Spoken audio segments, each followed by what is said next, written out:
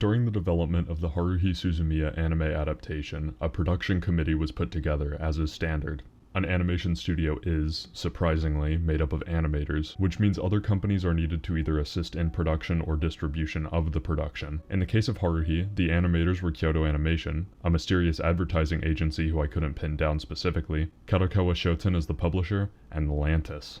Lantis is, or rather was, a music label. This isn't unusual for an anime production. Animation studios typically don't have musicians in-house, so a collaboration with a label that mainly published anime artists made sense. Lantis would be the label for the anime's music, KyoAni would animate, Kadokawa owned the series' rights and would publish. Literally less than a month after the anime began airing, Lantis would be acquired by Bandai Visual, a media distribution label owned by Bandai Namco focused on Western distribution of anime. Bandai Visual's success with the Gundam Wing localization led to the formation of Bandai Entertainment, a different subsidiary which had little contact with Bandai Visual, and who would later gain the rights to localize Haruhi's anime. Yes, this does mean Bandai had two anime licensing companies, I guess Visual focused on movies and music. The reason this is important to note is that Lantis really got their money's worth. KyoAni invented a new genre for a single episode of Haruhi that ended up ingrained in anime fan culture. The arc, written by Tanigawa and included in The Wavering of Haruhi Suzumiya, is an homage to the movie Linda Linda Linda, while displaying some of Haruhi's eccentricities.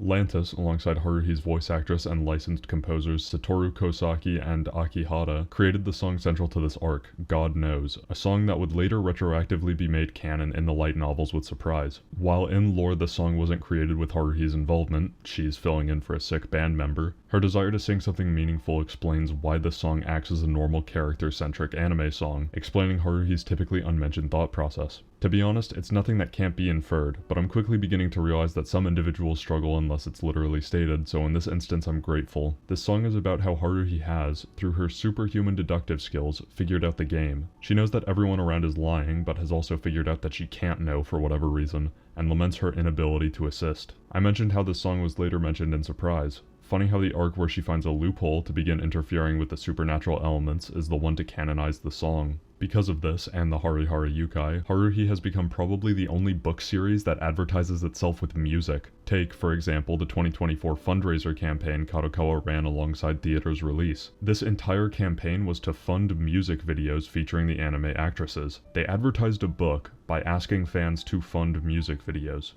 The fans did. Alternatively, take the entire Haruhi hunting campaign in 2014. A trailer animated by Kyoto Animation to Live Alive's other song, Lost My Music, split into 707 frames that had to be scanned by fans to unlock the video. It's like that Halo 4 7-Eleven game from 2012 that no one remembers that unlocked the Locust helmet, but instead of 7-Eleven it was QR codes scattered around various locations and was a communal effort. However, unlike getting a helmet in Halo, this one unlocked disappointment as it wasn't an anime season 3, but a pachinko machine.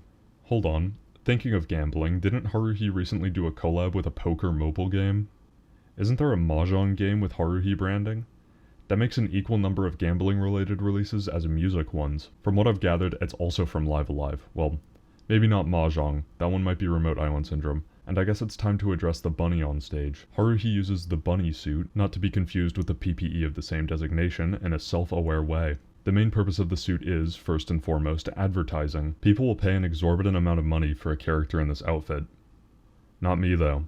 I only paid like $12. Rather than creating an obtuse scenario to justify putting Haruhi in this outfit, she does it for the same reason as the companies, to advertise whatever she's doing. Therefore, why would she change into anything different if she was performing on stage?